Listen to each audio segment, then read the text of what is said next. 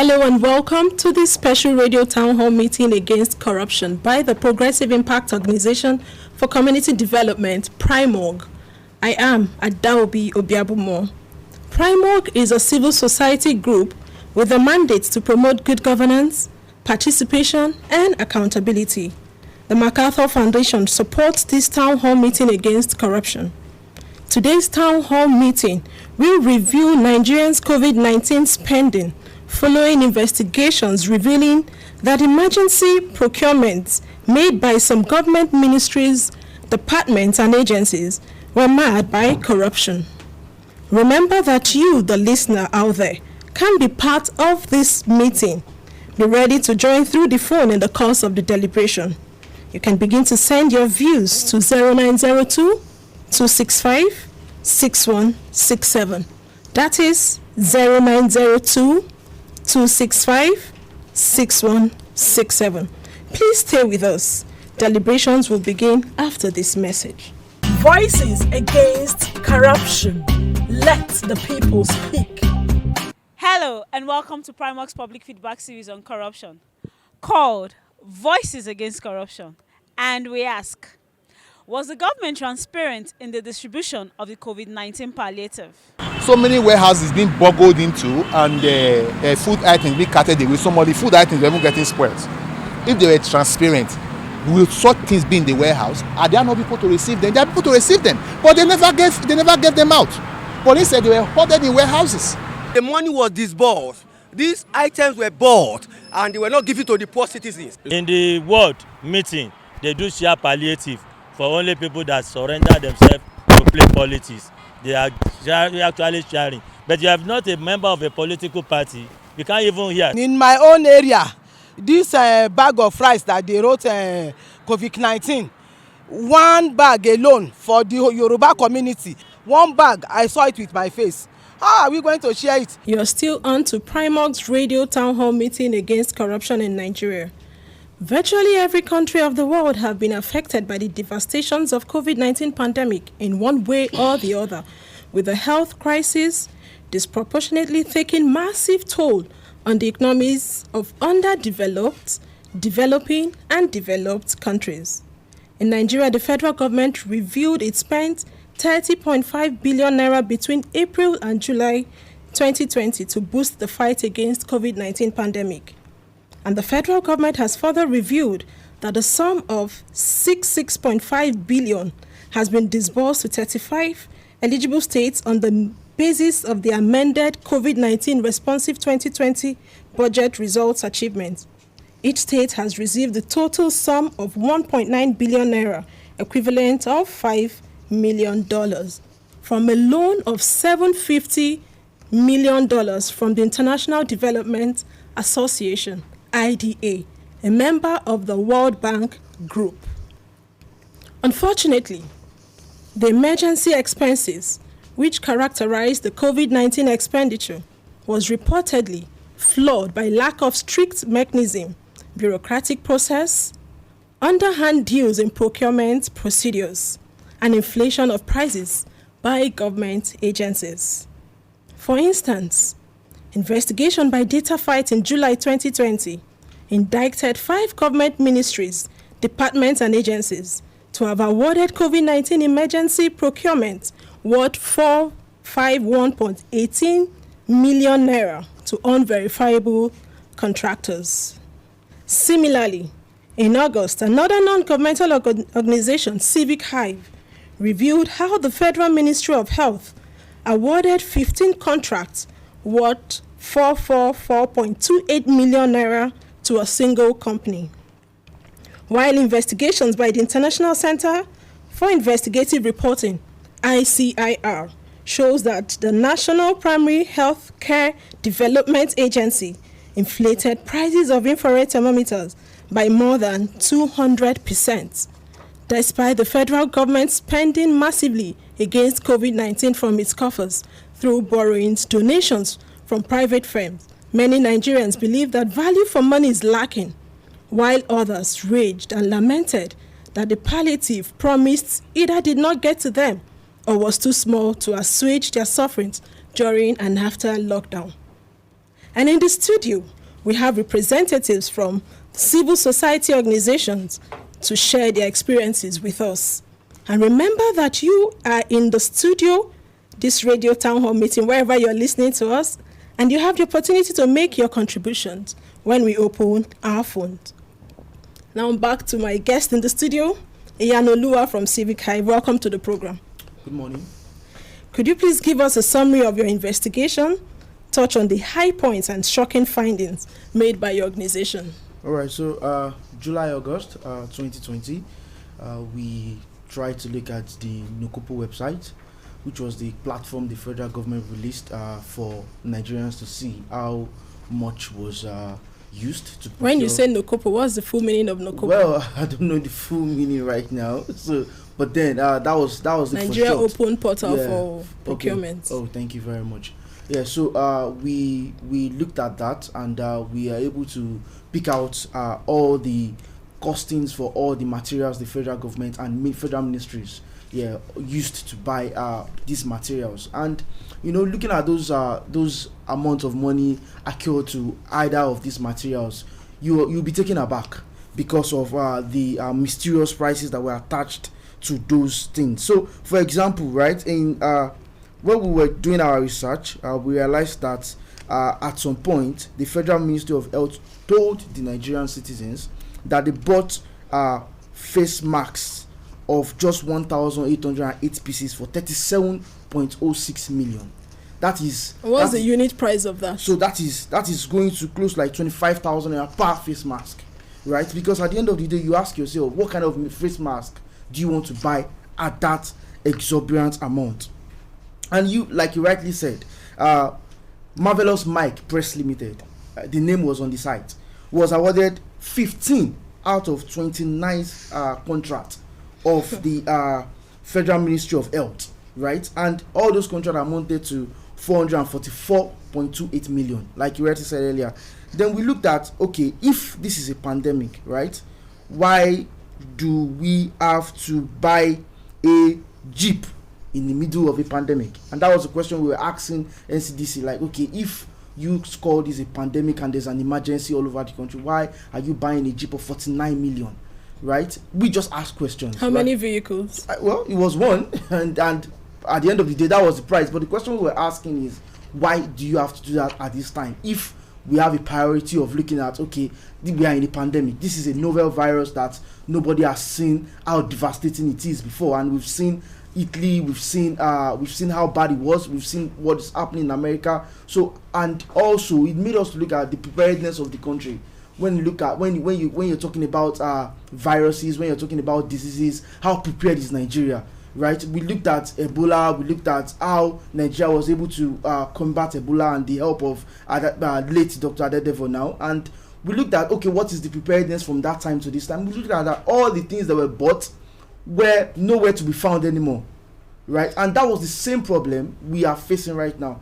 If you go out there to find out most of these things, you will not see them, and that's owing to our poor maintenance culture that we have in the country. So we look at all these things. Let me quickly scroll through again. We have. But did you reach out to the ministry with your findings? So Punch reached out to the ministry. All like four national dailies reached out to the ministry, and the ministry denied. And what was shocking for us was immediately we pushed out this report, the Nokopo website was dropped. And Nokopo website, that is a Nigeria Open Contracting Portal by the Bureau of Public Procurement. Yes, thank you. It was dropped, and when we checked back, we saw that some things has changed. But what we had... When you say some things changed, what in particular changed? All right, so for example, the narrative of the face mask changed, and we were just not happy with, okay, why do you put this out first and you come back to change the narrative? And the excuse was the people that imputed the data on the website made mistakes from the ministry. So you ask yourself, was this a mistake or it was a deliberate action? Was a deliberate action? So those are the questions that we ask, and they are conflicting. And what we just do is we as an organization, Civic as an organization, puts out the data there for everybody to see, and we understand that governance is not complete until citizens start asking questions. But we give you the right things to ask, which is we do the research for you, we put out the data there, we do the analysis, and we say, you citizens, take it up from here. Ask these questions, right? Don't let it be, we hate to wear the badge of an activist, right? Every Nigerian citizen should be that. Everybody should be all that. Nigerians should be interested. Exactly. It should not be left alone for CSOs. No, it should not be. It should not be. That's quite revealing. 25,000 naira per max. And they didn't say the type of max. N95, I think, how much was that during the heat of the pandemic? Well, was it up to 10,000? I don't think so. 25,000 per think max. So. They have a question to answer. We also have Amos Abba, who is a reporter at International Center for Investigative Reporting. Welcome to the program. Thank you for having me. Your investigation revealed that prices of PPEs were inflated by MDAs. Give us a rundown of some of these PPEs that the prices were inflated. Okay. Tell us their actual prices as at the time of your investigation and how much Nigeria lost as a result of the inflation. Okay, the investigation actually started when I got to check the Nigeria Open Contracting Portal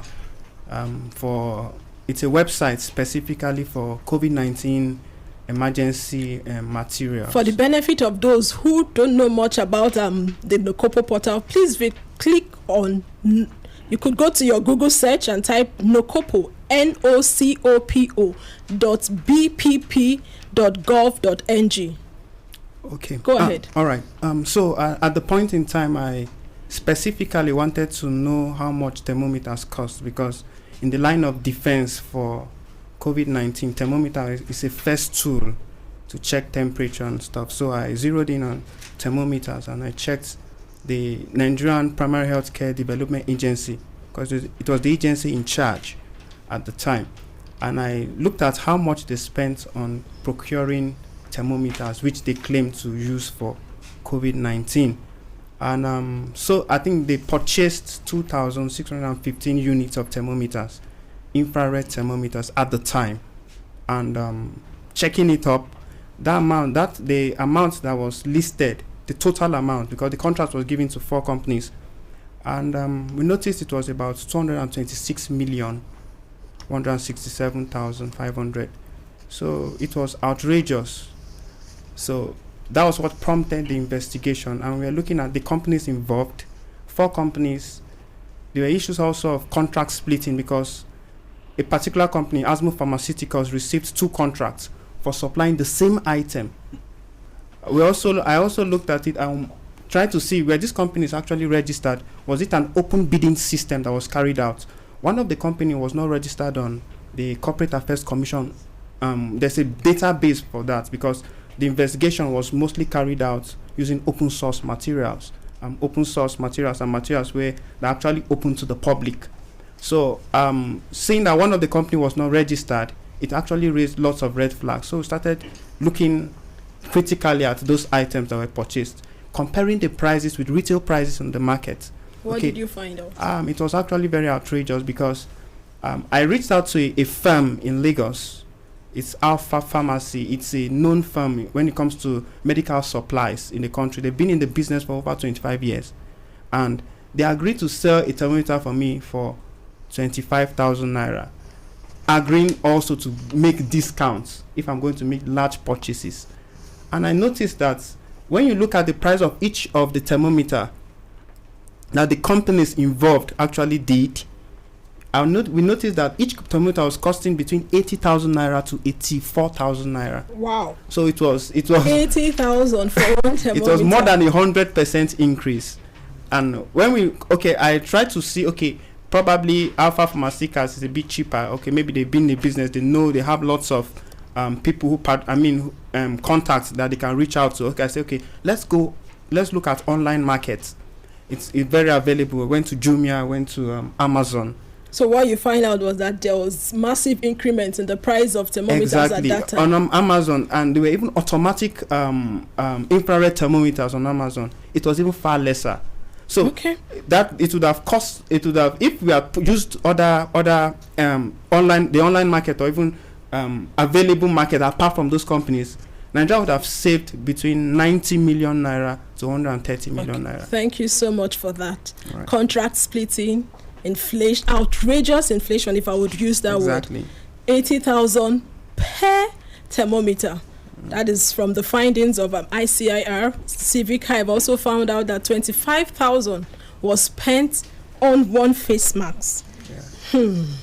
Okay, let's move on to data fights. Let's know if they found the same thing or it was different.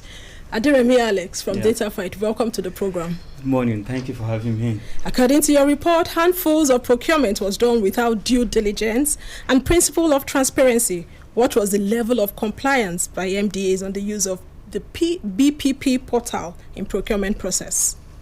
Okay, I think first thing that we need to establish this morning is over 3 billion naira has been have been wasted, mismanaged by various MDAs. 3 billion. 3 billion naira, according to various reports which I have done on COVID-19.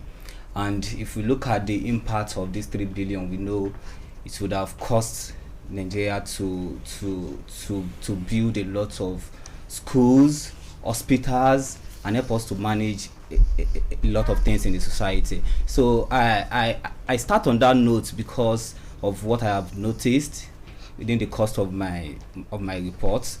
And on their level of compliance, as you have said, I think if I have to award those MDAs by percentage, I would have probably given them 20%, and that 20% is basically because they followed the NOCOPO instruction, the Nigeria Open Contracting instruction, just to upload that data there. But at the end of the day, what happens after you upload the data? So you realize that it's filled with a lot of irregularities, a lot of shady deals, shady contractors, shady contracting, and all that. So when we are talking about compliance, we are not yet there. And I think this is one of the things that we need to keep hammering on. This is one of the things we need to start telling MDAs to look into. Procurement officers especially, and even the directors and ministers in charge of those ministries should also look into this. And these are some of the things that we've raised in our various reports and will continue to do. So presently, there's this... on a scale of 1 to 10, how would you rate the MDAs? Yeah, I'll give them 2. I said that earlier. I said 20%. So I'll give them 2. Yeah, 2. 20%. 20% for the MDAs. If you look through the NOCOPO platform, there are just 10 MDAs that have uploaded their COVID-19 procurement plan on the portal. Meanwhile, we have over 200 MDAs. 900. And we have just 10. If you do the calculation, how many? What's the percentage? It's less than 1. Yeah. It's so pathetic because we have asked the Bureau of Public Procurement, which the agency in charge of the portal, why are they not coming up? Why are they not putting up COVID-19 contract procurement on the portal? Okay, we've spent almost 6-7 months in this issue, and probably most of the ministry that have done buying nose masks, buying face masks, buying hand sanitizers by now, and we are even moving into the second wave. We are getting signals of the second and some wave. MDAs are yet to upload their majority of them are yet to upload on the portal. So we throw the questions to BPP, and they said the portal is an open one, so it's open-ended. It's left for the MDAs to put those data there. That what they just do is to create that platform for them to put the information there. Then after that, the BPP and other agencies will now look into it and collect those hard copies and hard materials from the ministry so that they can hold someone responsible. But I just hope we we are hopeful that we nail someone. BPP will do the needful. Yeah. For you out there, you've been listening to the issues around COVID-19 procurement, contract splitting, inflation of prices by various MDAs. We have in the studio Uzochukwu Ohanyere. Hope I got that correctly. Yes, you did. He's the Community Engagement Officer at Connected Development Code. Welcome to the program. Thank you for having me. Your organization followed the COVID-19 spendings intensely. Give us an update of your findings. How much money did the organization receive, and how much have we spent so far? All right. From our findings, the federal government received over 95 billion naira in donations. 35 billion was donated by COVID, and the rest was from private donations and international aid. About the expenditure, that was a little more, in fact, it was a lot more difficult to follow, because getting information from the government is a terribly difficult process. The government is extremely unwilling to give such information. Are you trying to say that the government is not transparent enough? Oh, yes. Yes, I am. We sent out several FOI request letters to different MDAs, and we were getting very terrible responses. Some didn't even respond. Like the Ministry of Finance, for instance, we sent out numerous letters to them and they did not respond. There is a lot of impunity from the MDAs with regards to compliance to the Freedom of Information Act. Now, it's instructive to note that Section 43 of the Public Procurement Act suspended the need for open bidding during an emergency. So in a health emergency, there will be need for expedited processes of procurement, right? So public open bidding was suspended. However, the mere suspension of open bidding does not negate the need for transparency and accountability. So many of these MDAs were flouting that terribly. Now, in the heat of the pandemic, the Bureau of Public Procurement released a guideline to kind of guide the procurement during emergency situation. And part of the rules stated under the guideline is that any MDA about to embark on a procurement or about to make a procurement is supposed to inform the BPP, and they're also supposed to upload said procurement on the Nokopo portal. However, in reality, compliance was terrible. Even the Bureau of Public Procurement confirmed that a lot of these MDAs do not inform them before going on such procurement. They also do not upload. And did the BPP say, did they tell you if there's any sanction on these MDAs? Now, the thing is, them? Ideally, they're supposed to be sanctioned, and although apart from sanctions, they could bring in the EFCC and ICPC, where they suspect fraud and any illegality is being committed. But in reality, there's an unwillingness by the government to wield the big stick, figuratively speaking. They do not enforce such sanctions. They do not enforce punishments against these MDAs. So because of that, because of the absence of punishment, because of the absence of sanctions, the impunity continues. It thrives even.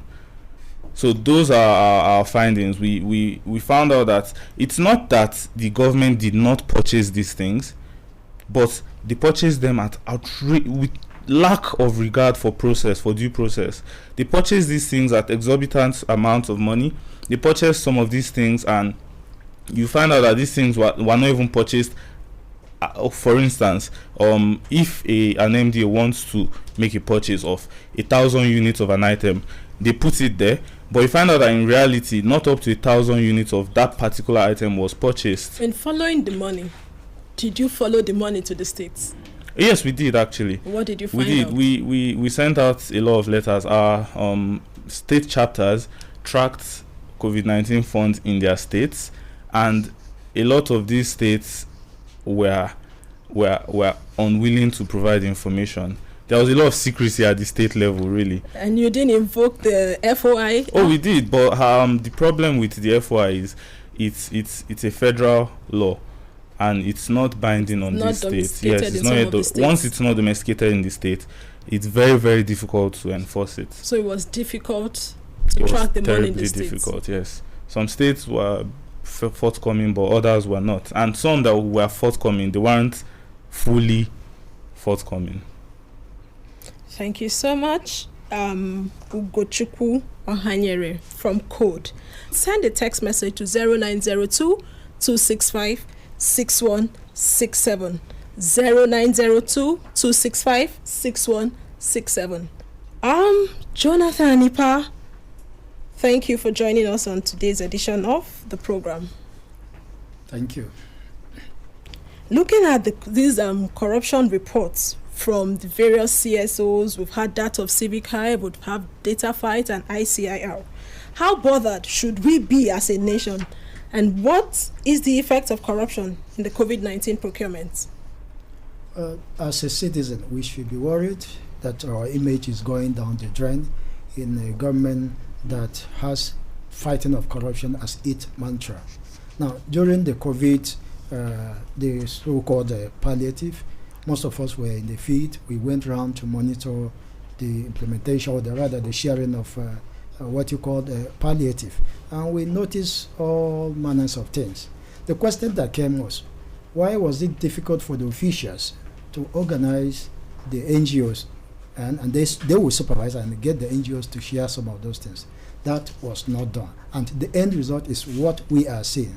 Now, if you ask me as a Nigerian, I should be bothered because our image outside there, where most of these grants were coming for distribution of the vulnerable in Nigeria, we will still have to go back and give reports. And if the conflicting reports come in and not transparently enough, then it means that our assessment from those foreign partners will be very difficult to convince them to, to add more of these things. Just hold your thought there. Let's take this call, please.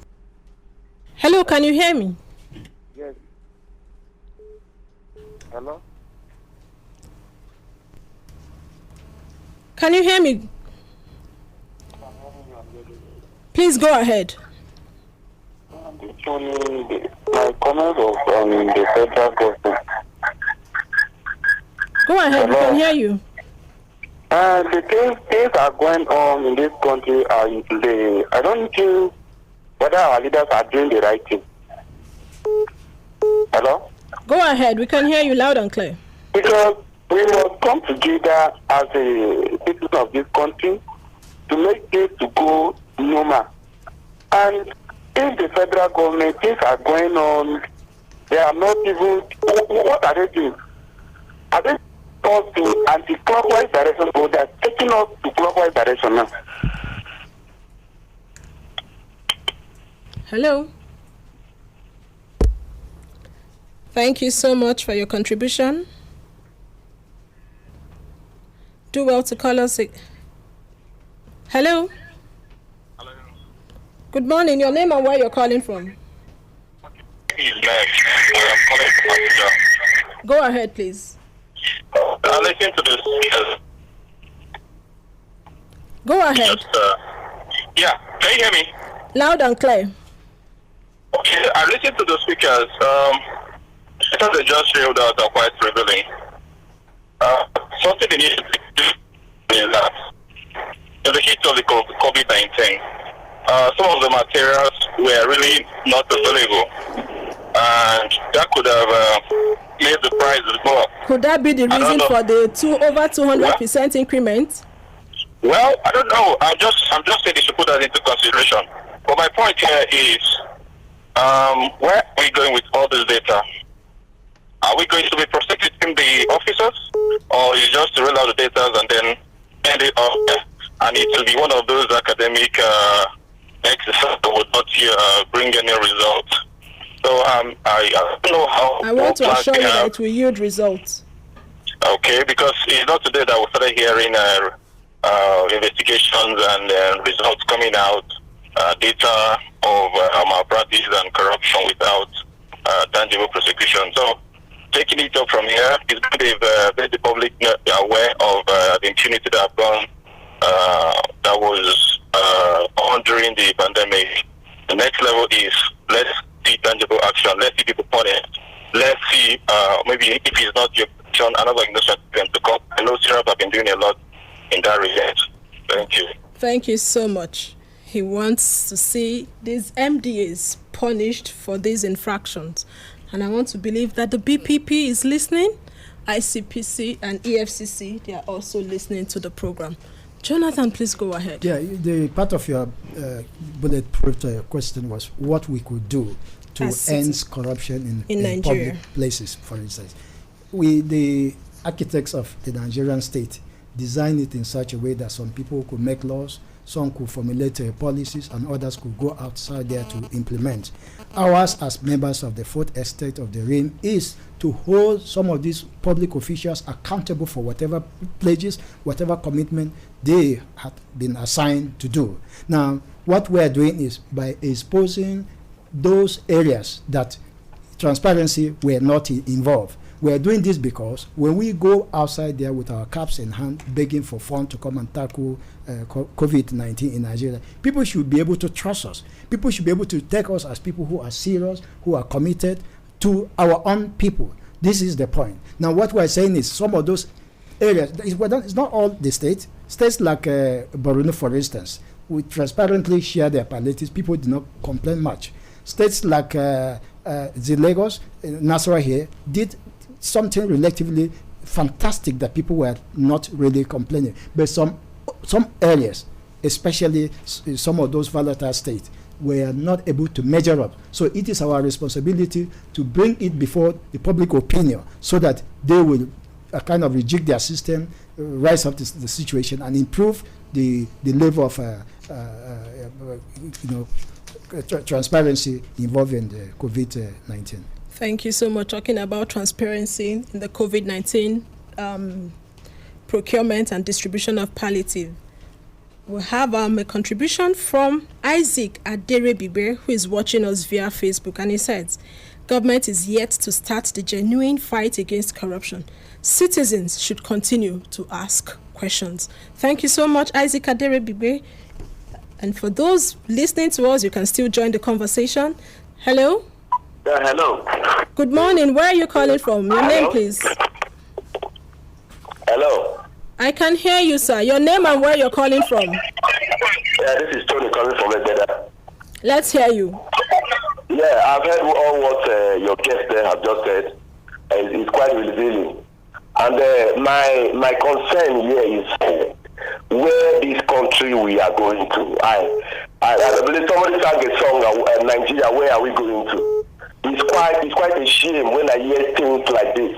And just this week, I see some people celebrating the defection of Dave Umahi to APC. And if you see this kind of things in a party that said they are fighting corruption, and then you keep asking this question, where are we going to in this country? It is quite a shame. It is quite a shame. But you guys are doing a very good job. I pray that the Lord will strengthen you guys and you do more. But the problem is that this is just on paper. It's on paper, and no one will be able to come and ask questions that you will not get answers. So why then do you ask questions? No, I don't want to toe that line of asking questions and nothing will happen. It is the right of citizens to ask questions when there are infractions. And when you ask questions that they are not getting answers, you will keep asking questions. So what option do we have as citizens? To keep quiet? That is not an option, and you know that. We just need to look for a way out of this. We need to look for a way out because it's just seriously not good to the ears at all. I am scared of the future of this country. I'm really scared, and it's quite a shame. God bless you guys there. Thank you so much for your contribution. We are not trying to scare anybody, but we're just bringing the information to you. As a citizen, you have the right to ask questions when there are infractions. I want to encourage you still to go to nokopo.bpp.gov.ng. We have a text message from Jerome Saminu, and he says, can corruption stop operating in Nigeria? Wow, that's a good one. Can corruption stop operating in Nigeria? Let's take this other call. Hello. Hello. Good morning. Good morning, sir. Your name and where you're calling from? This is Witness. I'm calling from Zuba. Let's hear you, sir. First of all, I want to congratulate those guys there for doing what most Nigerians have given up undoing. They've tried well. Even if the government will not do anything concerning it, as has always been, at least the history will be there, the documents will be there for generations to come to know what happened at which time and who is to be held responsible. So they should keep on doing the work. I am happy for the scan they have done on all these things. That is one. Number two is that if you have investigation into the quantity they've written the report, you'll be surprised that it is not up to 50% of the quantity they've written in the document, irrespective of the fact that the cost is outrageous. Now, one of the, I think the last presenter said, he wonder the image of Nigeria, how they're going to give account to the international community that raised the money and all those stuff. But you'll be surprised that the presentation they will make to international community will be quite different from what they have found in the site. It's quite different. If they've calculated and they found out that each one is 25,000, you will be surprised that when they will increase the quantity, the one they will give international community, and the price will come down to possibly 5,000 naira. Because if they can do this at home, where we are involved, how much more the international community that are not in the local level to find out what they have done? So it's almost becoming a thing of Nigeria. It's quite unfortunate. Look at it's all over the place. So I encourage you, I thank your station, I thank you, the presenter, I thank the guys that have done this work. Let them keep working. One day, monkey go market, you know, go return. Thank you. Thank you so much. Thank you so much for your contribution. Thank you so much. We'll continue to do the job we have to do. And you out there, you still have a job to do. Let me get back to the studio. Aderemi